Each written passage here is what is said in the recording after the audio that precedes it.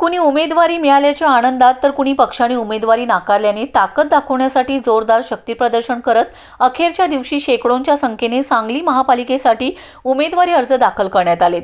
उमेदवारी दाखल करण्याची निर्धारित वेळ संपली तरी प्रवेशद्वारात असलेल्यांना कक्षात घेऊन पुढील प्रक्रिया सुरू राहिल्याने सायंकाळी उशिरापर्यंत ही प्रक्रिया सुरू राहिली होती। राजकीय पक्षांनी बंडखोरी टाळण्यासाठी अखेरपर्यंत उमेदवारांची यादीच जाहीर न केल्याने गोंधळ मात्र वाढलाय। सांगली महापालिकेच्या 78 जागांसाठी उमेदवारी अर्ज दाखल करण्याचा आज अखेरचा दिवस होता। सकाळी 10:30 वाजल्यापासून 6 निवडणूक कार्यालयात उमेदवारी अर्ज दाखल करण्यासाठी गर्दी होती। महापालिकेतून सोमवार अखेर तब्बल 2548 उमेदवारी अर्जाची विक्री झाली होती।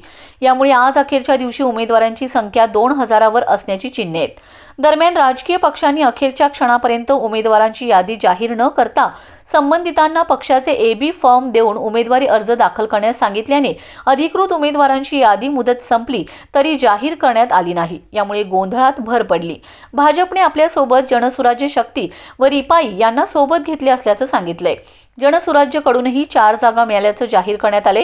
मात्र भाजपचे आमदार सुरेश खाडे यांच्याकडून प्रसिद्धीस देण्यात आलेल्या उमेदवारांच्या यादीमध्ये जनसुराज्य पक्षाच्या एकाही उमेदवाराचं नाव नसल्याचं आढळून आलंय। तर रिपाईंकडून माजी नगरसेवक जगन्नाथ ठोकळे यांना उमेदवारी देण्यात आली असली तरी त्यांना भाजपचे चिन्ह वापरावे लागणार आहे। महाविकास आघाडीत शिवसेना ठाकरे गटाला अपेक्षित जागा न मिळाल्याने सर्व जागा लढविण्याचा निर्णय घेतला। तर महायुतीतून बाहेर पडून शिवसेना शिंदे गटानेही स्वबळावर आज उमेदवारी अर्ज दाखल केलेत। राष्ट्रवादी काँग्रेस, अजित पवार गट आणि शरद पवार गट यांनी काँग्रेसची तडजोड करून ज्या जागा निवडून येण्याची शक्यता आहे त्या जागा वाटून घेतलेत। यामध्ये राष्ट्रवादी काँग्रेस, अजित पवार गटाने 33 जागांसाठी पक्षाचे अधिकृत AB फॉर्म उमेदवारांना दिलेत।